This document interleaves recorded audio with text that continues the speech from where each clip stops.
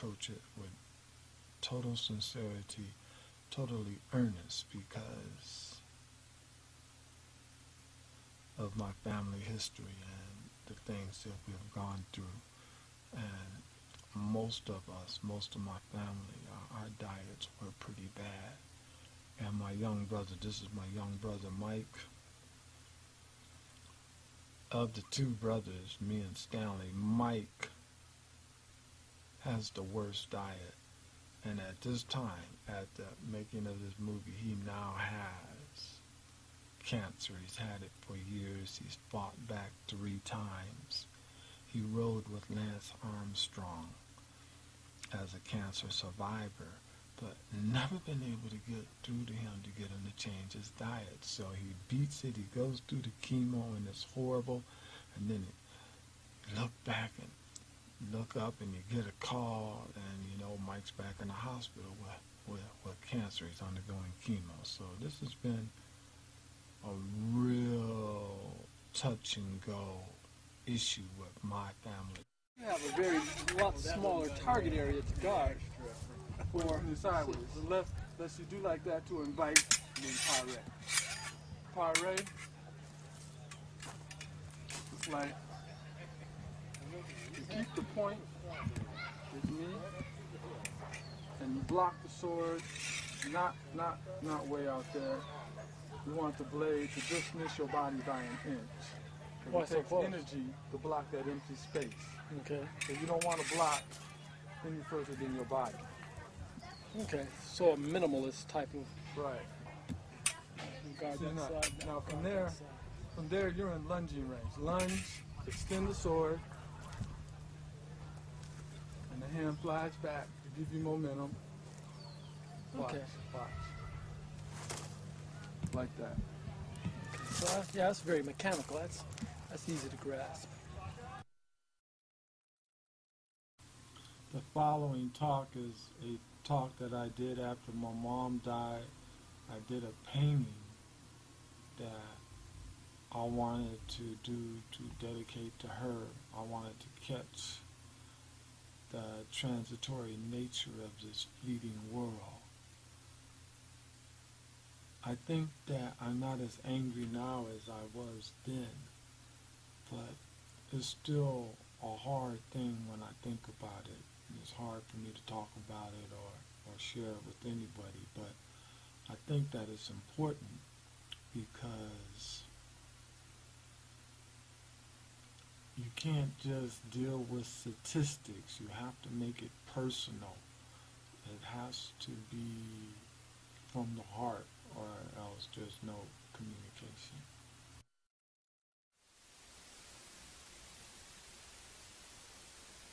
What is our human potential? I mean, that's what life should be. Life should be a celebration of human potential. And every once in a while, it doesn't happen every lifetime. Sometimes we go for centuries without really making a breakthrough. But every once in a while, we make a breakthrough. And when we make that breakthrough, then we all get to go forward. And science, because we live in a scientific age, should be based on truth. It should be based on sincere exploration of our potential. It should be a celebration of life and the abundance that we are surrounded with.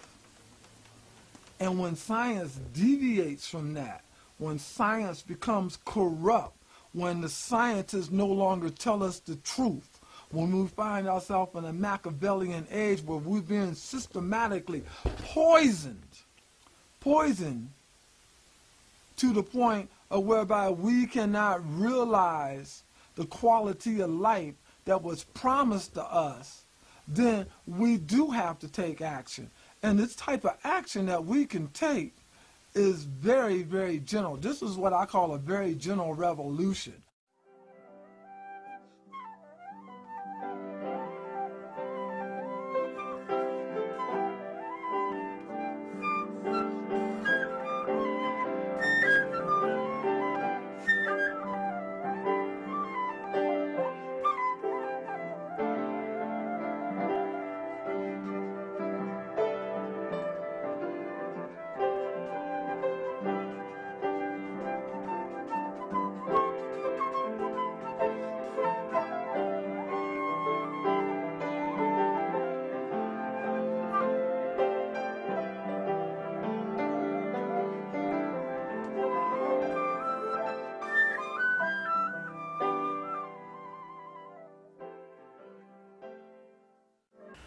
what's it like living with raw vegan kids? Oh. So Joan was walking through the house. Joan was like 7 years old at the time. Oh, I just saw something there, and I went up to him and I said, I bet you think you can beat me to the top of Shell Mountain. He looked at me like, no problem.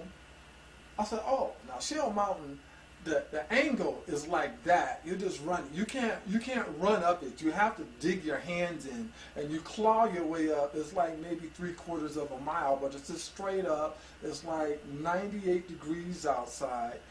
I'm like, okay, man, I'm going to show this little dude a lesson. So we take off, and I want to kill him. I want to break his spirit right out the gate. I'm just going to break his heart. You know, and he's not going to walk through my house like he owns it. You know, he's going to like show me some respect. So I take off running. I overspent myself, and I was like wheezing. I was like, but I said, well, maybe I got enough of a lead. I can slow down. So I started slowing down. I hear this boom, boom, boom. I look up and there's Joan. He ain't even breathing hard. I was like, oh my God, he's not even breathing hard. He just shot right past me. I get to the top. He beat me to the top. He's smirking. So I'm like, okay, I'm going to change the game. I'm like, well, you know, the real race is back to the house. You like got to the halfway point first, you know. He's like, okay, no problem. So we take off going, and we're going down this steep embankment, and I'm just letting gravity and my extra weight just pull me down, and I'm smoking them. I'm smoking them. I'm like, all right, man, I got this. Redemption. I'm going to redeem myself. We get down to the bottom, and there's this ravine, and I got maybe another, you know, like 1/4 of a mile to go, and I'm smoking. And all of a sudden, I hit this little root. It couldn't have been more than an inch. And it just caught the tip of my shoe, and I went up, and I knew I was falling. But as I was coming down, the mountain was falling away, and I'm like trying to find a place to land, and all I see is these sharp rocks. It's just a whole canyon full of sharp rocks, and I'm like, oh no, this is going to be bad. And sure enough, I hit, and I had such momentum, I'm just sliding on the rocks, and they're just cutting me to pieces. And I'm like, God, am I ever going to stop? Can I just mercifully lose consciousness?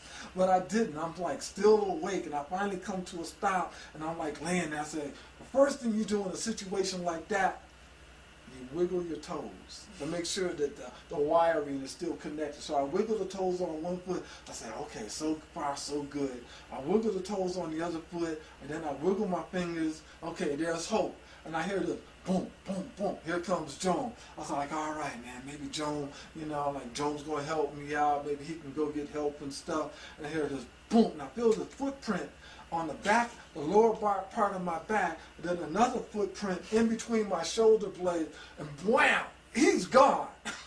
I'm like, oh my God, he didn't even stop to say, hey Dad, are you all right? So I said, I dragged myself back to the house. I'm bleeding. The front of my shirt is just shredded. I'm bleeding from about 7 or 8 different places, and I got these 2 distinct footprints on my back. So I figure like the rest of my family's going to be like, Storm, are you all right? When they saw the footprints on my back, they wanted the shirt. So they said, take your shirt off, take your shirt off. I take my shirt off. I think maybe they're going to help me. They're going to clean my wounds or something. They take the shirt into Joan's room and they pin it up on the wall with the 2 footprints on it. We take any victories we can get and make the most of it.